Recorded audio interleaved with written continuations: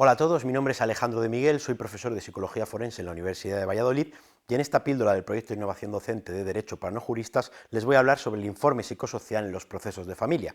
Y es que es posible que ustedes mismos o alguien conocido alguna vez se hayan divorciado o separado y hubiera hijos en común.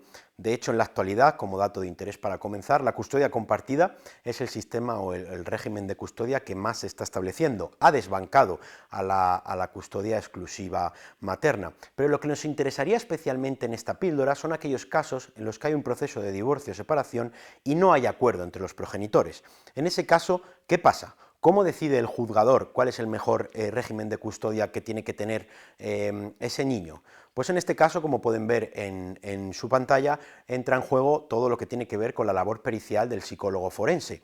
De hecho, podríamos decir que el psicólogo forense, en los casos en los que más actúa, son en aquellos procesos, como decimos, de régimen y custodia de familias. Importantísimo, ¿por qué se llama informe psicosocial? Bueno, porque es desarrollado por equipos psicosociales en los juzgados. Estos equipos psicosociales normalmente están compuestos por un psicólogo forense y un trabajador social forense, y bueno, como pueden ver en pantalla, por desgracia, parece ser que no se implementan los medios necesarios para poder dar respuesta a toda la demanda en todos los procesos que se debería hacer este informe. Pero de ahí el nombre de informe psicosocial. Para realizar estas evaluaciones se han propuesto, bueno, hay varias propuestas en contexto español sobre cómo deberían ser estas evaluaciones periciales. Ahí tienen algunas referencias, pero yo en lo que me quiero centrar en esta píldora es sobre todo en transmitirles qué cosas se evalúan en este tipo de evaluaciones y cómo se realizan, mediante qué técnicas se evalúa, bueno, pues cuál es el mejor régimen de custodia para poder asesorar al juez para que determine uno u otro.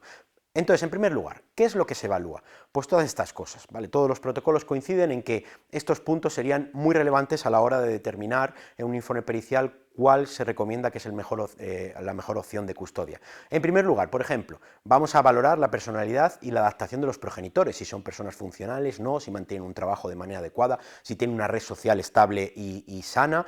También vamos a valorar el ajuste del menor, está bien ajustado al colegio, está bien ajustado a nivel social, ¿vale? ¿Cuál es su personalidad? ¿Cómo podría afectar eso en un posterior régimen de custodia de una u de otra manera? Nos interesa mucho conocer la adaptación familiar de los hijos, cómo era esta, qué dinámicas había, cuál es el rol que tomaba cada miembro de la familia. Importantísimo, ¿cuál es el ajuste infantil postdivorcio? Cada niño es un mundo y cada niño se adaptará de una manera diferente al divorcio, y el régimen de custodia que haya posteriormente puede afectar de una u otra manera a esos niños. También nos interesa conocer cuáles son las actitudes parentales y el estilo educativo de cada uno de los progenitores. Conocer cuál es la historia familiar también es muy importante, cómo se conocieron los padres, los hijos fueron deseados, cómo eran esos primeros años cuando nacieron los hijos, cuál es el entorno y el contexto. Se pueden imaginar que también es muy relevante. ¿Por qué? Conocer, por ejemplo, qué tipos de apoyo tendría uno u otro progenitor a la hora de poder cuidar a sus hijos. Aspectos materiales y de infraestructura son muy importantes, y finalmente es también muy relevante evaluar las posibles interferencias parentales que podría haber entre uno y otro miembro de la antigua pareja. Estas serían las cosas que vamos a evaluar, y la pregunta que viene a continuación es la siguiente: ¿cómo se evalúa? ¿Qué hace el psicólogo forense o el trabajador social forense para poder evaluar todo este tipo de cosas? Pues aquí les dejo este primer cartel, en el que lo que vamos a destacar es que lo que vamos a implementar es, como en toda labor pericial, un proceso multimétodo y multifuente. Multimétodo porque implementaremos diferentes técnicas, diferentes métodos; multifuente porque nos interesa captar información de diferentes personas y de diferentes lugares. Por ello, estas serían todas las cosas que, si te enfrentas a una evaluación psicosocial, a un informe psicosocial, bueno, pues podrías verte bueno, en este tipo de técnicas. Importantísimo, cada caso es un mundo, y por lo tanto los profesionales decidirán en cada evaluación qué técnicas se implementan y cuáles no. No serán necesarias todas. Yendo una a una, lo más probable es que en todos los procesos sí que haya entrevistas individuales, tanto a los padres como a los hijos. También dependerá mucho de la edad, pero cuando hablamos de entrevista hablamos de una técnica psicológica bien desarrollada. El profesional sabe qué preguntar, cómo preguntarlo, obtiene información de una manera rigurosa y más o menos estructurada, es decir, no hablamos de una charla convencional, hablamos, insisto, de una técnica psicológica. También podremos ver la técnica de observación. ¿Qué le interesa al profesional? Ver cómo interactúan padres e hijos. Es posible o es probable que le pida a uno de los progenitores que acuda con los hijos, y dentro de la propia consulta, de la sala de evaluación, pues el profesional vea un poco cómo interactúan padres e hijos. También normalmente se aplicarán test, cuestionarios. La psicología forense ha hecho un gran esfuerzo para desarrollar cuestionarios específicos para medir capacidades parentales y otros que pueden ser de interés, como por ejemplo personalidad de los progenitores o si existe algún tipo de psicopatología. A los hijos también se les aplicarían este tipo de test, también mucho dependiendo de la edad. Por otro lado, también se podrán implementar, si es necesario, entrevistas a terceras personas. Por ejemplo, entrevistas con los tutores de los niños, con vecinos, con otros familiares que nos puedan dar información.